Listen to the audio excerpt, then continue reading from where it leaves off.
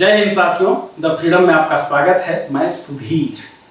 साथियों, भगत सिंह का मुकदमा, इस श्रृंखला को हम लोग आगे बढ़ाते हैं और आज हम लोग देखेंगे, पहले से हम लोग देखते आ रहे हैं कि अनशन चल रहा है। भगत सिंह और उनके सारे साथी जो हैं वो लाहौर केस के, वो साथ में अनशन कर रहे हैं, भूख हड़ताल कर रहे हैं।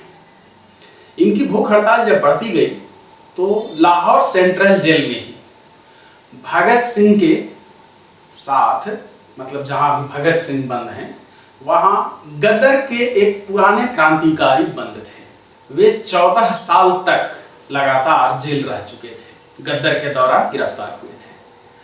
और गदर मतलब गदर पार्टी का जो, जिसे प्रथम लाहौर षड्यंत्र केस के नाम से जाना जाता है, जो केस चला था उसमें। और 14 साल लगातार जेल में रहने के बाद अब उनकी रिहाई का वक्त आ चुका था और ऐसे में भगत सिंह और उनके साथियों को समर्थन देने के लिए उन्होंने तय किया कि वे भी इस भूख हड़ताल में शामिल होंगे। एक चीज याद रखिएगा कि अभी भगत सिंह को रखा गया है, भगत सिंह और बटुकेश्वर दत्त को लाहौर सेंट्रल जेल में, और बाकी जो साथी हैं वो बंद हैं बोस्टल जेल में। सिर्फ मिलने इन लोगों को दिया जाता है, संडे को ये लोग मिलने जाते हैं उस जेल में, रविवार को।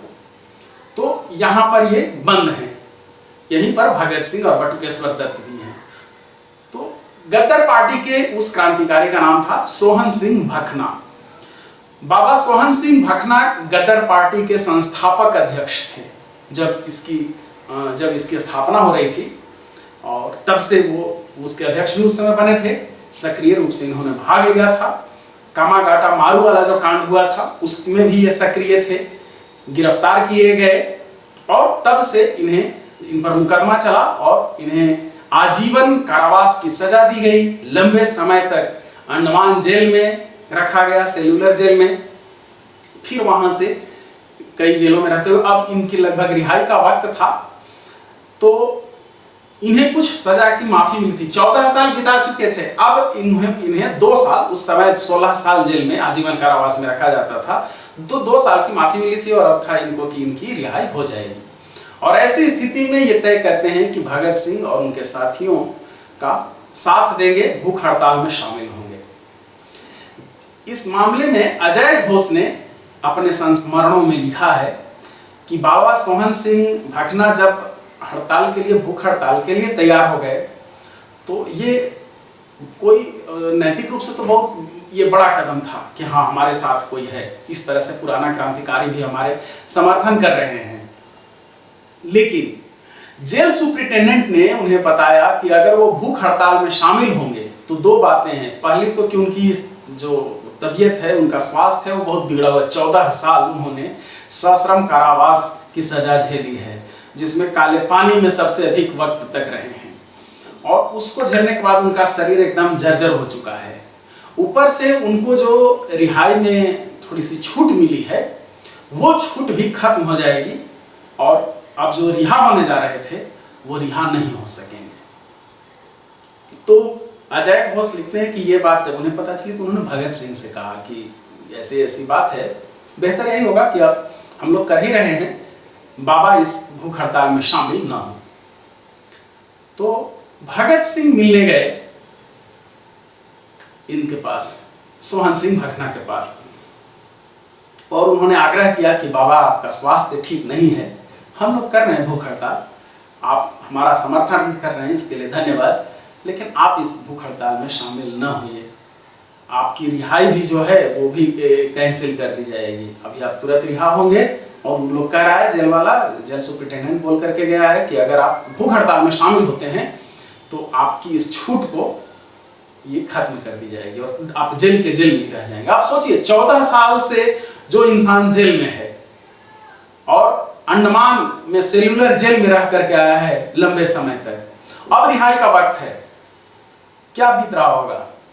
और उस स्थिति में सोहन सिंह भकना कहते हैं कि छोड़ पुत्र, मेरी जिंदगी का ये आखिरी सांझ है, अब मैं कुछ ही दिनों का मेहमान हूं इस धरती पर। तुम जैसे जवान इस तरह से जान की बाजी लगा करके भूख हड़ताल कर रहे हो, मेरा क्या है, मैं छोड़ो, 14 साल जैसे रखा वैसे 1-2 साल और रखेगा, लेकिन मैं भूख हड़ताल में शामिल होऊंगा।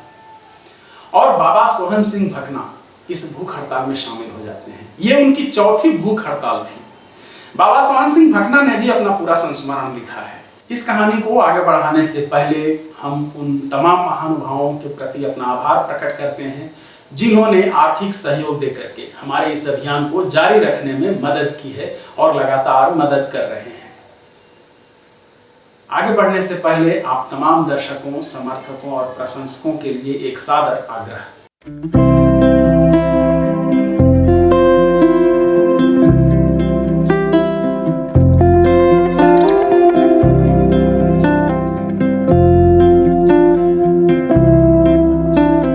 ये जो आपको कहानी मैं सुना रहा हूं, ये अजय घोष ने जो लिखा है और बाबा सोहन सिंह भकना ने जो लिखा है, ये दोनों के संस्मरणों को मिलाकर के मैं बता रहा हूं।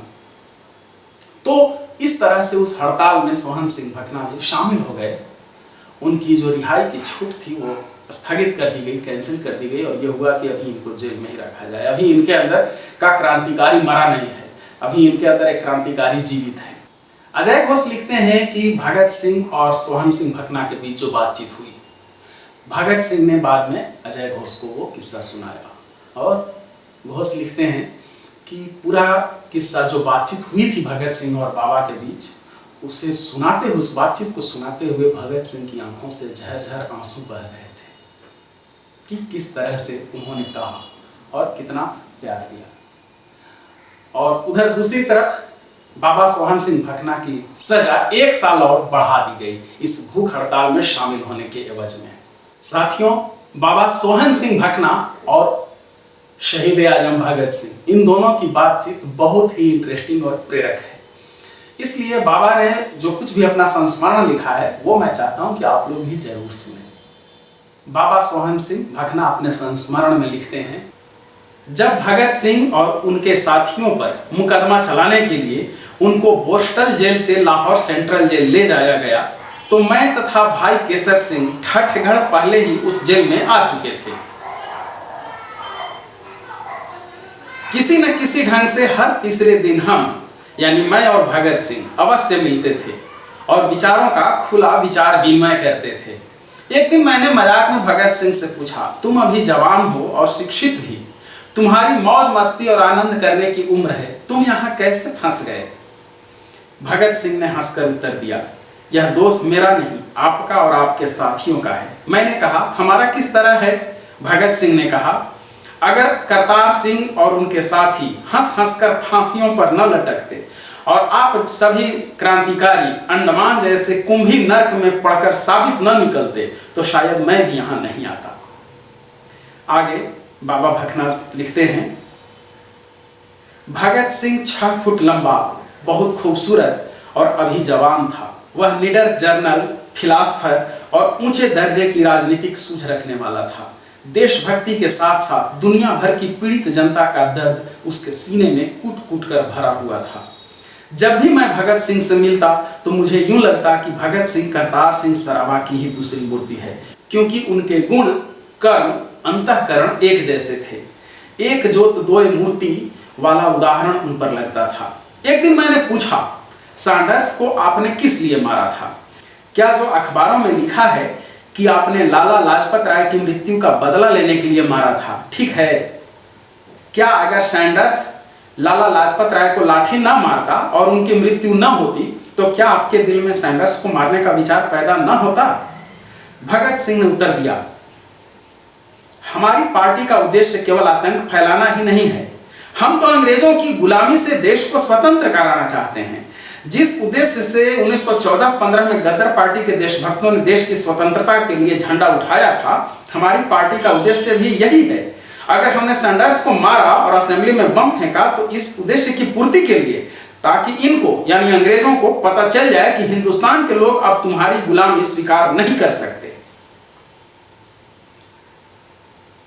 भगत सिंह और उनके साथियों ने राजनीतिक कैदियों के लिए एक स्पेशल क्लास बनाए जाने की मांग की, जिसमें धनी निर्धन सभी से एक सा व्यवहार हो, और मांगे न माने जाने पर भूख हड़ताल कर दी। कुछ दिन तो मैं देखता रहा, लेकिन जब हड़ताल लंबी होती दिखाई दी तो मैं सहन न कर सका और जेल वालों को भूख हड़ताल का नोटिस दे दिया। जब भगत सिंह को पता लगा तो उसने कई संदेश भेजे। बाबा जी, आप पहले बहुत ही कष्ट उठा चुके हो, अब भूख हड़ताल मत कीजिए।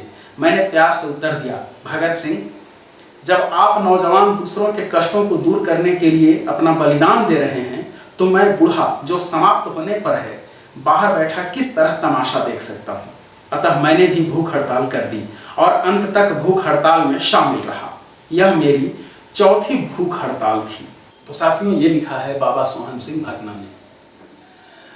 बाबा भकना के बारे में हम लोग दूसरे वीडियो में विस्तृत चर्चा करेंगे। अभी भगत सिंह का मुकदमा पर केंद्रित है और अभी हम लोग देख रहे हैं भगत सिंह का मुकदमा में ये जब भगत सिंह के साथी और हड़ताल कर रहे हैं, भूख हड़ताल कर रहे हैं, साथ में भगत सिंह और बटुकेश्वर दत्त भी। और इस वजह से अभी अदालत का कामकाज रुका हुआ है, वहाँ कोई कुछ नहीं हो रहा है, आगे की सुनवाई नहीं हो रही है, अदालत की कार्यवाही बंद है। भगत सिंह का मुकदमा ये श्रृंखला अभी जारी रहेगी और हमारा आपसे रिक्वेस्ट है कि अधिक से अधिक लोगों तक क्रांतिकारियों के इस बलिदान और संघर्ष को पहुंचाइए। इन वीडियोस को अधिक से अधिक लोगों तक शेयर कीजिए, फॉरवर्ड कीजिए। ये कहानी यहीं पर खत्म हो रही है। हम फिर मिलेंगे अगले वीडियो में अगली कहानी के साथ। हमारे साथ जुड़े रहने के लिए अगर अब तक आपने चैनल को सब्सक्राइब नहीं किया है तो सब्सक्राइब कर दीजिए। दूसरों को भी प्रेरित कीजिए कि वो चैनल को सब्सक्राइब करें। आपका यह सब्सक्राइब करना, कमेंट लिखना, लाइक करना या डिसलाइक करना, कोई भी प्रतिक्रिया हमारा हौसला बढ़ाती है। तो साथियों, अब विदा, धन्यवाद, जय हिंद, इनकलाब जिंदाबाद।